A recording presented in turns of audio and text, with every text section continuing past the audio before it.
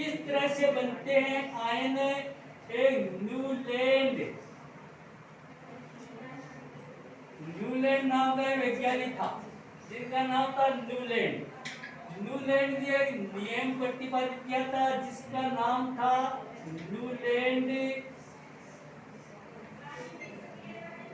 Newland का अष्टक नियम, जिसको बोलते हैं न्यूलैंड का अष्टक नियम।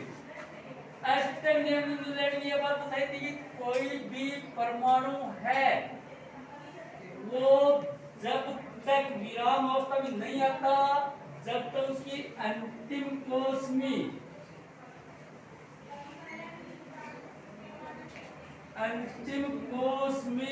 इलेक्ट्रॉन की संख्या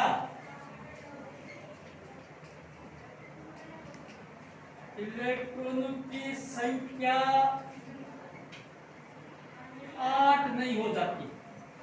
अष्टक मतलब 8 नहीं हो जाती, या फिर जब तक वो अपनी अष्टक को पूर्ण नहीं कर लेता तब तक इलेक्ट्रॉन का आदान प्रदान होता रहता है। और जब इनका अष्टक वो पूर्ण हो जाता है, अष्टक जब पूर्ण हो जाएगा तो इलेक्ट्रॉन का आदान प्रदान करना बंद कर देगा, न तो इलेक्ट्रॉन लेगा और न ही इलेक्ट्रॉन किसी को देगा जब इनका अष्टक पूर्ण हो जाएगा तब। अब अष्टक पूरा करने के लिए परमाणु है या तो इलेक्ट्रॉन का त्याग करता है या फिर इलेक्ट्रॉन को ग्रहण करता है। इलेक्ट्रॉन का आदान प्रदान करके कोई भी परमाणु है वो अपनी अष्टक को पूर्ण करता है। इलेक्ट्रॉन त्याग करेगा, त्याग करके ही वो अपनी अष्टक को पूर्ण करता है। अब इलेक्ट्रॉन का आदान प्रदान करेगा किस रूप में? इलेक्ट्रॉन का आदान प्रदान कैसे करेगा? इलेक्ट्रॉन का आदान प्रदान करने के लिए सूत्र दिया हुआ है 2n² का। 2n² का सूत्र होता है कक्षों में इलेक्ट्रॉन भरने के लिए 2n² का सूत्र बनाया हुआ है। इस सूत्र से कक्ष में इलेक्ट्रॉन का निर्धारण होता है कि कौन सी कक्ष में कितनी इलेक्ट्रॉन आते हैं। इसका निर्धारण 2n² से होता है। n का मतलब होता है यहाँ पर n बराबर होता है कक्षों की संख्या, कक्षों या ऊर्जा स्तरों की संख्या। यह n का मतलब होता है कक्षों या ऊर्जा स्तरों की संख्या। तो या तो जो कक्ष होती है, जैसे ये कोई परमाणु है, इसकी ये पहली कक्ष है, ये इसकी दूसरी कक्ष है, ये इसकी तीसरी कक्ष है, ये इसकी चौथी कक्ष है। तो ये कक्ष या ऊर्जा स्तर बोलते हैं, इसको कक्ष या ऊर्जा स्तर बोलते हैं, इसको कक्ष या ऊर्जा स्तर बोलते हैं, इसको कक्ष या ऊर्जा स्तर।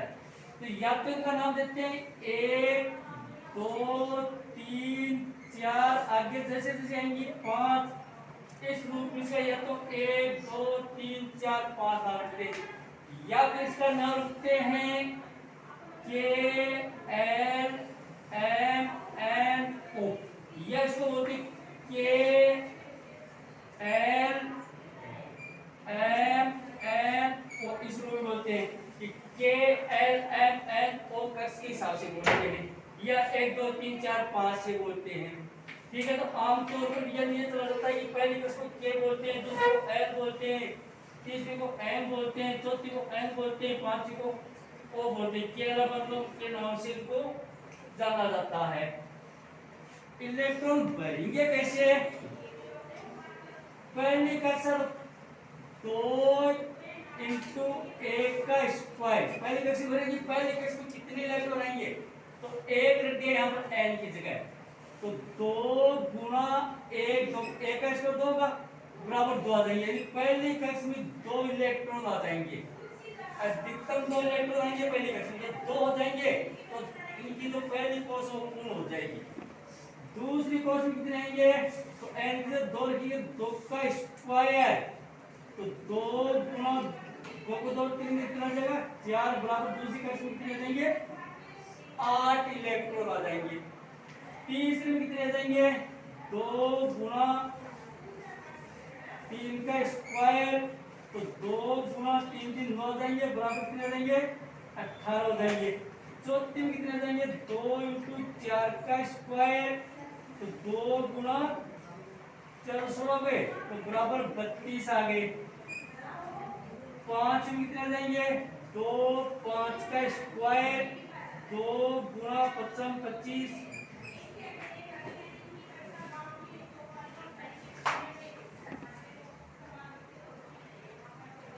3 9 2 18 आ गए ना, 4 2 16 16 2 32 आ गए। और 5 में कितने आ गए 100 आ गए। ये इन्हें पता हो गए। तो देखो पहली कक्ष में 2 इलेक्ट्रॉन आए, दूसरी में 8 इलेक्ट्रॉन आए, तीसरी में 18 आए, चौथी में 32 आ गए।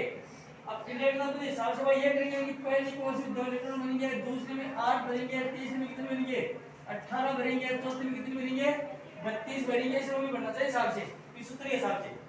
लेकिन न्यूटन ने जो बात बताई, कोई भी इलेक्ट्रॉन है उसकी अंतिम कोष्मी, कोई भी इलेक्ट्रॉन होता है उसकी वो परमाणु, कोई भी परमाणु होता है उसकी परमाणु की अंतिम कोष्मी अधिकतम 8 इलेक्ट्रॉन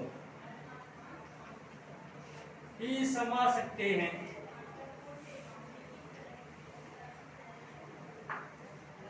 अब हिसाब से दूसरी में 8 आते हैं, तीसरी में 18 आते हैं। लेकिन एस्टर नियम के अनुसार कोई भी परमाणु की जो अंतिम कोश होती है उस अंतिम कोश में अधिकतम ज्यादा से ज्यादा 8 इलेक्ट्रॉन उसमें आ सकते हैं। जैसे 8 इलेक्ट्रॉन हो जाएंगे तो फिर बचे हुए जो इलेक्ट्रॉन होते हैं वो आगे वाले कोश में चले जाएंगे। जैसे 18 वाले का है तो 18 वाले का पहले कोश में कितने आ गए 2 आ गए, 2 आते 18 वाले में, दूसरे कोश में कितने आ जाएंगे 8 आ जाएंगे। अब 8 आते ही अष्टक का पूरा हो जाएगा, क्योंकि अधिकतम कितने इलेक्ट्रॉन होते हैं 8 होते हैं, तो 8 होते इसका अंतिम कोश वो पूरा हो जाएगा। इसके बाद में 8 से अपनी बात इलेक्ट्रॉन 18 है, वह इलेक्ट्रॉन 18 है तो पहले में 2 आ गए तो इसमें 8 आ गए। अब जो बच गए वो आगे वाले कोश में जाएंगे तो 8 2 10, कितने बच गए 8 और बच गए, वो 8 इसकी तीसरी कोश में आ जाएंगी तो इसकी कोश पूरी हो जाएगी। बात करेंगे अपन 32 वाले की, 32 वाले का इलेक्ट्रॉन गैस कैसे होगा, 32 वाले कैसे भर जाएंगे, तो 32 जिनका होता है वो पहले कोश में हिसाब के अनुसार 8 आ जाएंगे तो 2 आ जाएंगे, दूसरे में कितने आ जाएंगे 8 आ जाएंगे, 8 2 10, टोटल कितनी 32 तो 22 और बच गया अपने पास।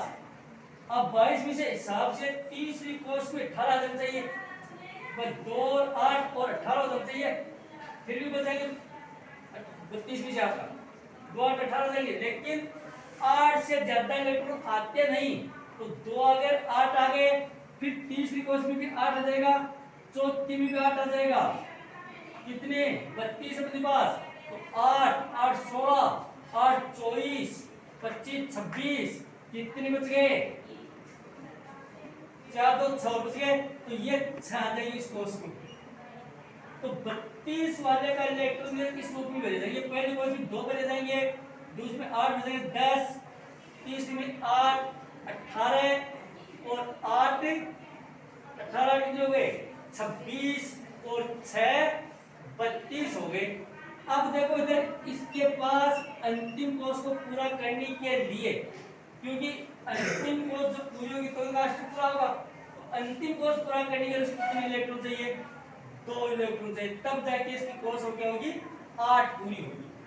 तो ये 2 इलेक्ट्रॉन कहां से लाएगा, इसकी बात अपन यहाँ पर करेंगे अब कि कैसे आयन बनते, कैसे मैंने जो प्रश्न वो आयनों का बनना, आयन धनायन और ऋणायन बनते कैसे, कैसे निर्धारण होता है कौन सा परमाणु धनायन होगा कौन सा परमाणु ऋणायन होगा। उदाहरण लेंगे अपन, इसका नाम होता है सोडियम क्लोराइड, इधर देखो ये समझ में आएगा, सोडियम क्लोराइड,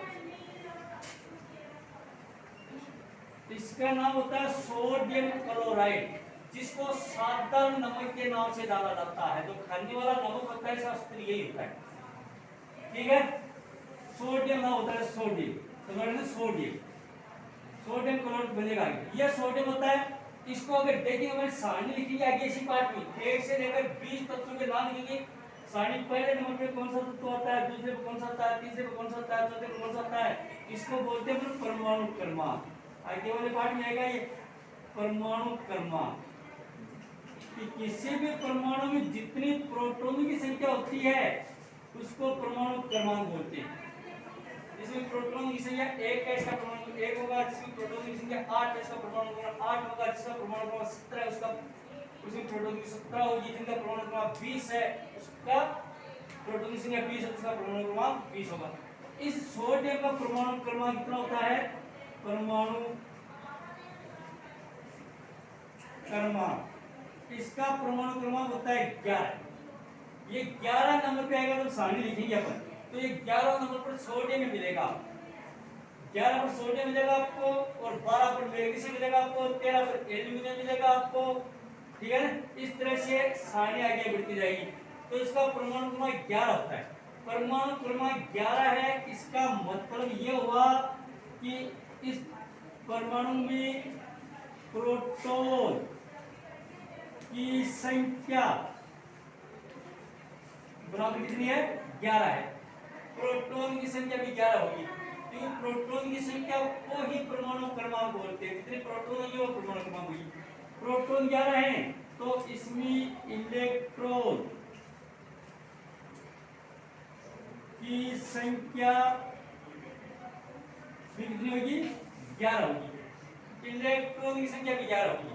क्यों होगी 11, क्योंकि अगले पार्ट में आएगा हिसाब से, इस पार्ट में आना चाहिए पर्सन, लेकिन आगे आएगा पर्सन कि परमाणु क्रमांक इतनी मोटी इसकी परमाणु में 3 कण होते हैं। एक का नाम प्रोटॉन होता है, एक का नाम इलेक्ट्रॉन होता है, एक का नाम न्यूट्रॉन होता है। 3 होते हैं। किसी भी परमाणु में प्रोटॉन और इलेक्ट्रॉन की संख्या हमेशा बराबर होती है, जबकि न्यूट्रॉन की संख्या अलग अलग होती है। क्यों होती है बराबर, क्योंकि एक प्रश्न आता है विज्ञान में अगले पार्ट में कि परमाणु में प्रोटॉन है उस पर धनावेश पाया जाता है, इलेक्ट्रॉन है इस पर ऋणावेश पाया जाता है। एक और न्यूट्रॉन होता है वो आवेश रहित होता है।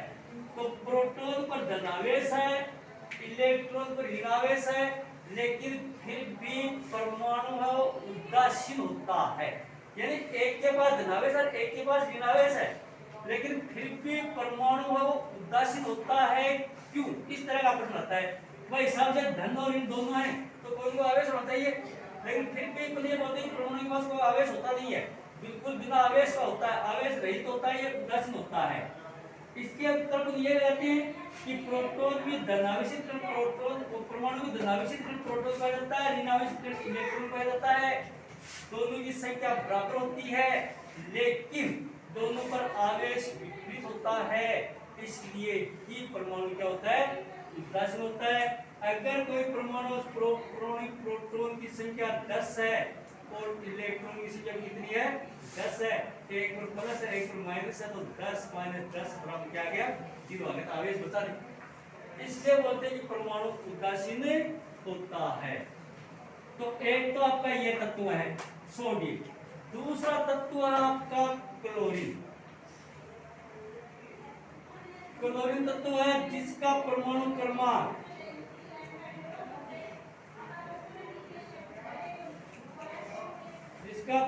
होता है 17। परमाणु कितना होता है, 17 होता है। 17 परमाणु क्रमांक, इसका मतलब ये हुआ कि प्रोटॉनों की संख्या बराबर 17 और इलेक्ट्रॉनों की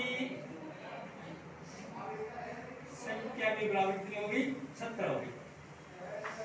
बात आयनों की दोनों मिलकर के ये आपका सोडियम प्लस क्लोरीन दोनों मिलकर के NaCl सोडियम क्लोराइड बनाएंगे। ये सोडियम क्लोराइड होता है साधारण नमक। अब सोडियम क्लोराइड में पता कैसे चलेगी कौन सा धनायन है कौन सा ऋणायन है, तो वापस अपनी सोडियम क्लोराइड को लेकर के इसमें विद्युत धारा प्रवाहित करेंगे, विद्युत धारा प्रवाहित करेंगे। जब इसमें विद्युत धारा प्रयोग करते हैं सोडियम क्लोराइड में, तो ये सोडियम क्लोराइड है वो सोडियम धनायन प्लस क्लोरीन ऋणायन में टूट जाता है। सोडियम धनायन और क्लोरीन ऋणायन में टूट जाएगा। ठीक है, फिर प्रश्न होगा वही तो वही पर आ गया कि सोडियम के ऊपर प्लस का चिन्ह क्यों आता है और क्लोरीन के ऊपर माइनस का चिन्ह क्यों आता है। इसका उत्तर तुमको लगाना है यहाँ पर कि सोडियम पर प्लस का चिन्ह क्यों है, क्लोरीन पर माइनस का चिन्ह क्यों आया। तो ये सोडियम धनायन है और ये क्लोरीन ऋण आयन है। क्लोरीन धनायन पर भी आपको मिलेगा चिन्ह, शायद यहाँ पर ये चिन्ह मिलेगा, ऊपर माइनस का मिलेगा।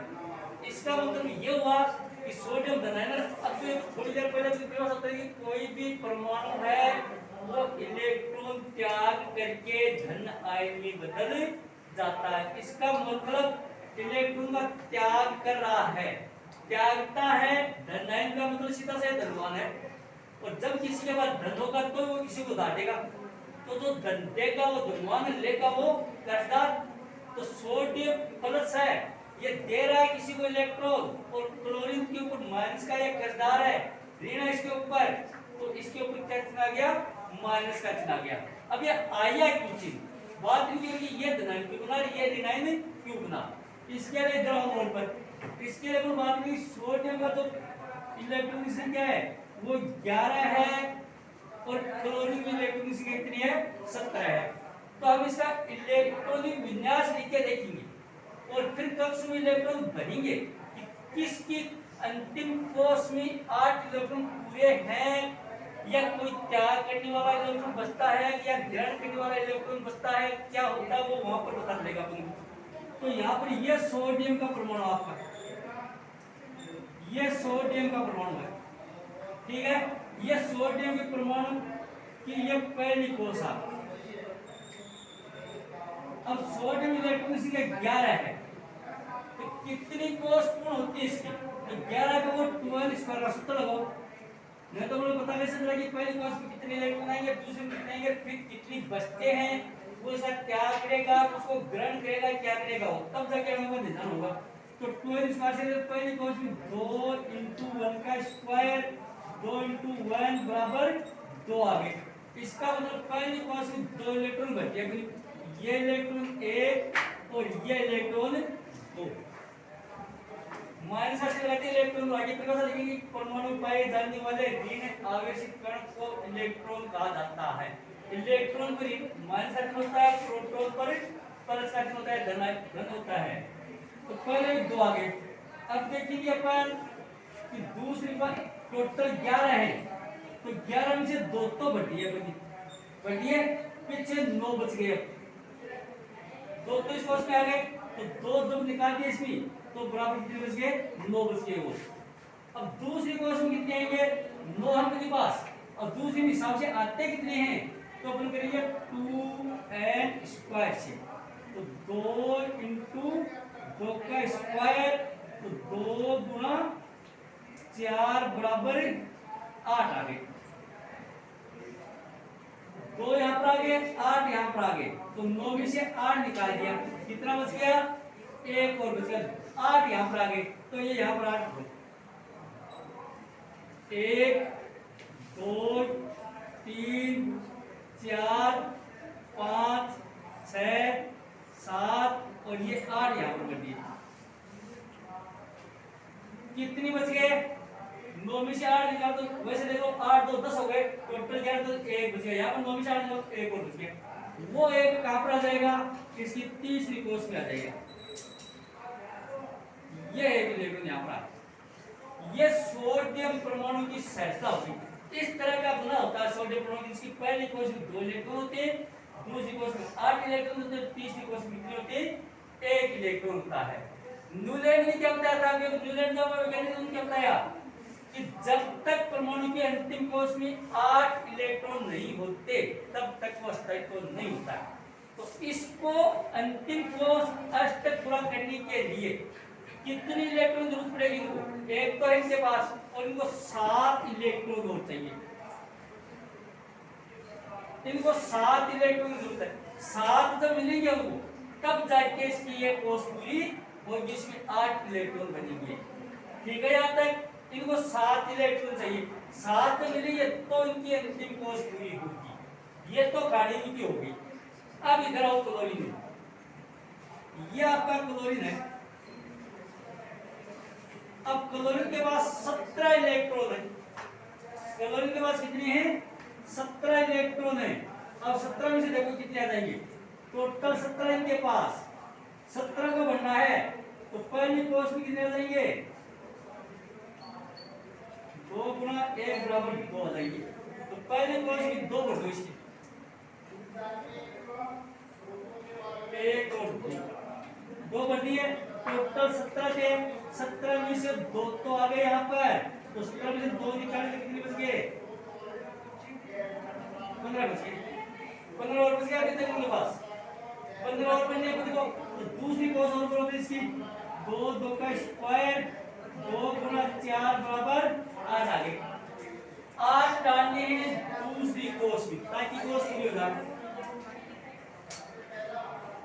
1 2 3 4 5 6 7 8, ये 8 बचे। तो 15 में से 8 को निकाल दिए, तो यहाँ पर आ गए 8, ये आ गए बराबर 10 हो गए। इधर बच गए कितनी? 7 बच गए। वैसे 10 आ गए तो 7 और बच गए, 7 बच गए। तो तीसरी कोष में फिर पूर्ण करने के लिए कितने देर? तो 7 इलेक्ट्रॉन तीसरी कोष में डाल दो इसमें, ये 7 इसमें डाल दो। 1 2 3 4 5 6 और 7, इसकी अंतिम कोष में 7 आ गए और इसकी अंतिम कोष में कितनी? 1 है। इसको कोष पूरा करने के लिए कितने इलेक्ट्रॉन चाहिए? 1 इलेक्ट्रॉन जरूरत पड़ेगी। जब इनको 1 इलेक्ट्रॉन कैसे भी मिल जाएगा तो इसकी अंतिम कोष में कितना चाहिए? 8 हो जाएगा। इसका अष्टक क्या हो जाएगा? पूर्ण हो जाएगा। अब क्या करते हैं दोनों, इसको 7 इलेक्ट्रॉन चाहिए अष्टक पूरा करने के लिए, अंतिम कोष को भरने के लिए इसको चाहिए 7 और इसको चाहिए सिर्फ 1 इलेक्ट्रॉन चाहिए। अब दोनों क्या करेंगे? इलेक्ट्रॉन का आदान प्रदान करेंगे। पहले तो ये भी 7 लेने की कोशिश करेगा और ये 1 लेने की कोशिश करेगा। ये 1 नहीं देगा, ये 7 देगा। और वैसे ही साथ ये कहता है यहाँ पर कि जिसके पास अंतिम कोष में जितने ज्यादा इलेक्ट्रॉन होते हैं वो इलेक्ट्रॉन उतनी ही अधिक मजबूती से बंधे रहते हैं आपस में। ये तो इलेक्ट्रॉन स्टक से ज्यादा सिक्योर रहेंगे क्योंकि इनकी संख्या ज्यादा, तो इनके पास ऊर्जा ज्यादा होगी, अंतराणी बल वो ज्यादा होता है। इनके पास 1 है तो इसका बंध क्या होता है? कमजोर होता है। तो पहले तो दोनों करेंगे, ये बोलेगा कि मेरे पास 7 इलेक्ट्रॉन आ जाएंगे, कोष पूरी हो जाएगी और 1 इलेक्ट्रॉन से पूरी होती है। ये कहता है कि 7 मेरे को मिल जाएंगे। तो दोनों ये न तो इसको देगा, ये नहीं इसको देगा। फिर नियम से क्या करेंगे? जब कोई भी न देगा तो जिनका बंध कमजोर होगा वो टूटेगा। तो इनको तो 7 इलेक्ट्रॉन ज्यादा चाहिए, इनको नहीं मिलेगा। इनको सिर्फ 1 इलेक्ट्रॉन की आवश्यकता होती है। तो 1 इलेक्ट्रॉन सोडियम नहीं देगा तो और किससे ले लेगा? ये तो क्या करेगा? सोडियम है वो हार तक ये इलेक्ट्रॉन त्याग देगा क्योंकि बंध कमजोर होता है इसका। ये इलेक्ट्रॉन त्याग देगा, तो ये त्याग देगा, यहाँ से निकल गया, ऐसे निकल गया, यहाँ पर आ गया।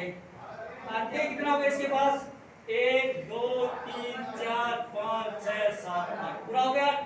तो इनकी अंतिम कोष क्या होगी? पूरी होगी। और ये यहाँ से कट गया तो अब इसकी अंतिम कोष 1 इलेक्ट्रॉन कट गया तो इसकी कोष पूरी खत्म हो गई है और इसकी अंतिम कोष ये रह गई। तो इनकी भी पूरी और इनकी भी है पूरी होगी। इनके भी अंतिम कोष में 8 इलेक्ट्रॉन हो गए, इनके भी 8 इलेक्ट्रॉन हो गए। दोनों के पास 8 हो गए। जब दोनों के पास 8 हो गए तो अब फिर बात आती है कि सोडियम ने परमाणु दिया है क्लोरीन को। सोडियम ने परमाणु को इलेक्ट्रॉन किसको दे दिया? क्लोरीन को दे दिया। क्लोरीन को दे दिया से सोडियम का धनवान उधार दे रहा है क्लोरीन को और क्लोरीन पूरा कर्जा। क्लोरीन को जब कर्जा है तो बात ये कही थी कि कोई भी परमाणु इलेक्ट्रॉन त्याग करके धनात्मक बदल जाता है। ये त्याग रहा है परमाणु, इलेक्ट्रॉन त्याग रहा है, इलेक्ट्रॉन त्याग रहा है तो त्याग करके किसमें बदल जाएगा? प्लस में बदल जाएगा। जैसे त्यागा तो इस पे तो प्लस रहना क्योंकि धनवान है, मांग रहा है किसी के धन और इन्होंने ग्रहण किया। और बात यह थी कोई भी परमाणु इलेक्ट्रॉन को ग्रहण करके ऋण आयन में बदल जाता है। इन्होंने ग्रहण किया तो ग्रहण के इस पर आ गया क्या? माइनस का चिन्ह आ गया। इस तरह से आता है सोडियम प्लस का चित्र किया, ये इतनी मात्रा करी इनके पीछे सब जाके इसके ऊपर प्लस का आया, इसको क्या आया माइनस का आया। यानी ये दे रहा है किसी को, देता तो मांगता है, दे रहा है किसी उधार दे रहा है, उधार दे रहा है प्लस का, और ये उधार ले रहा है उधार लेता है, तो ये क्या जाएगा इसके ऊपर माइनस का चिन्ह आ जाएगा। इस प्रकार से इलेक्ट्रॉन का आदान प्रदान जब होता है तो आयनों का निर्माण होता है। इलेक्ट्रॉन के आदान प्रदान से ही इलेक्ट्रॉन का क्या होता है, आपका आयनों का निर्माण होता है। यही पर बात आ जाएगी आपकी संयोजकता की। आगे बात करेंगे संयोजकता किसे कहते हैं। संयोजकता क्या होती है?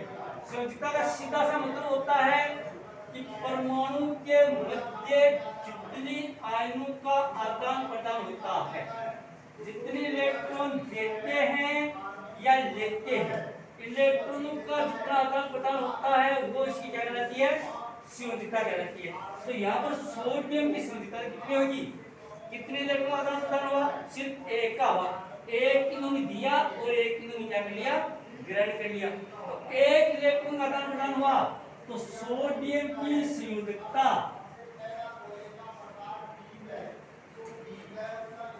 सोडियम की संयोजकता कितनी हो गई, एक हो गई, और क्लोरीन की कितनी हो गई,